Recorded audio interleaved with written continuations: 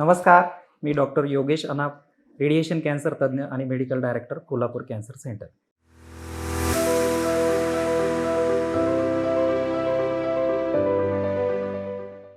आज आपण radiation therapy ह्या उपचार पद्धतीबद्दल थोडक्यात जाणून घेऊया. खूप साऱ्या रुग्णांमध्ये रेडिएशन थेरपीबद्दल खूप भीती असते. ती भीती दूर करण्याचा प्रयत्न मी करतो.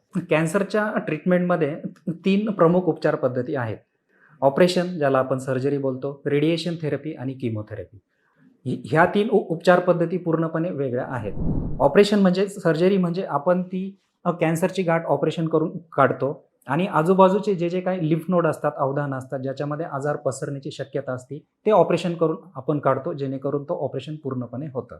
ऑपरेशनचा हेतू आहे की तो आजार पूर्णपणे निघाला पाहिजे.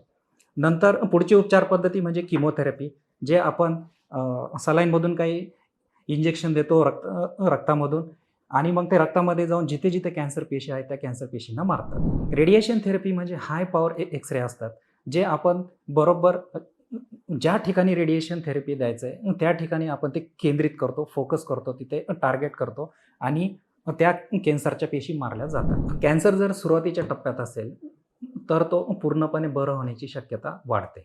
कॅन्सर जर वाढलेल्या टप्प्यात असेल, तर तो कॅन्सर पूर्णपणे बरं होण्याची शक्यता कमी होते.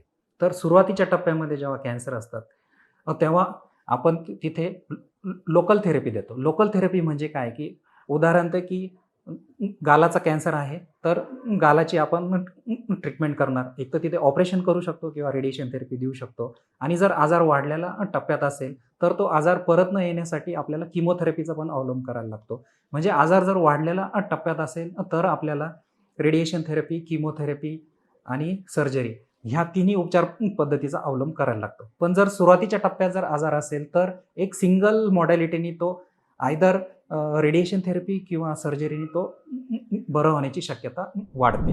कॅन्सरच्या उपचारामध्ये साधारणतः 70% पेशंटला रेडिएशन थेरपीचा वापर केला जातो.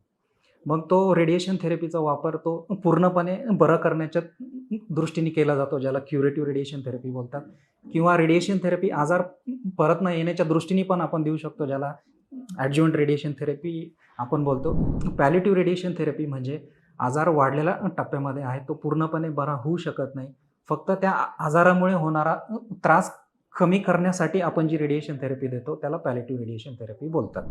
असे काही कॅन्सर आहेत की ज्याच्यामध्ये फक्त रेडिएशन थेरपी देऊन तो पूर्णपणे बरा करता येऊ शकतो. जसे घशाचे कॅन्सर असतात, स्वरयंत्राचे कॅन्सर असतात, अन्ननलिकेच्या वरच्या भागातले कॅन्सर असतात, फुफ्फुसाचे कॅन्सर असतात, गर्भाशयाच्या पिशवीचे कॅन्सर असतात, प्रोस्टेटचे कॅन्सर असतात.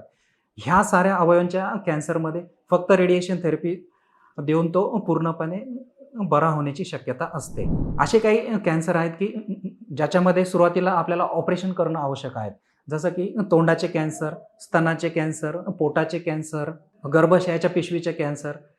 अशा अवयवाच्या कॅन्सरमध्ये आपल्याला आधी ऑपरेशन करून मग तो आजार परत न येण्यासाठी आपल्याला रेडिएशन थेरपी आपण देऊ शकतो.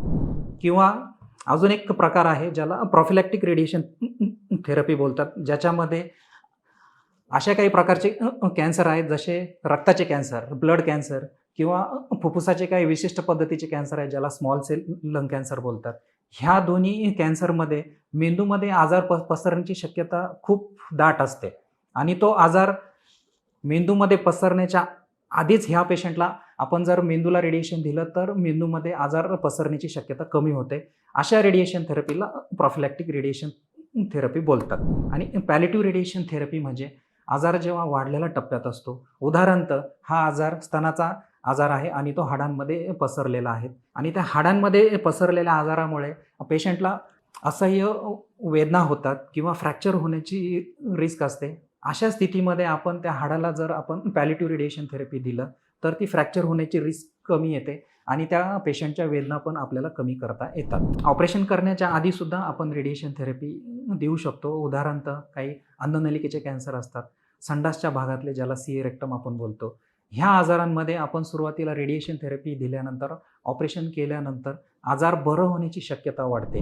कोणत्या कॅन्सरमध्ये कोणती उपचार पद्धती डिसाईड करायची हे ठरवण्यासाठी आपल्याला तो कॅन्सरचा टप्पा कोणता आहे, कोणत्या अवयवाचा कॅन्सर आहे आणि ही ट्रीटमेंट तो रुग्ण सहन करू शकेल की नाही, ह्या 3 गोष्टींवर ती कोणती ट्रीटमेंट द्यायची आणि कोणत्या सिक्वेन्सने द्यायची हे ठरतं. ही रेडिएशनबद्दल थोडक्यात माहिती होती. ह्या संदर्भात आपल्याला अजून सखोल माहिती पाहिजे असेल तर आपल्या जवळच्या जे रेडिएशन कॅन्सर तज्ञ आहे त्यांना भेटू शकतात आणि अजूनही काही शंका असल्यास तुम्ही आम्हाला कॉन्टॅक्ट करू शकतात किंवा खाली दिलेल्या कमेंट बॉक्समध्ये कमेंट करू शकतात.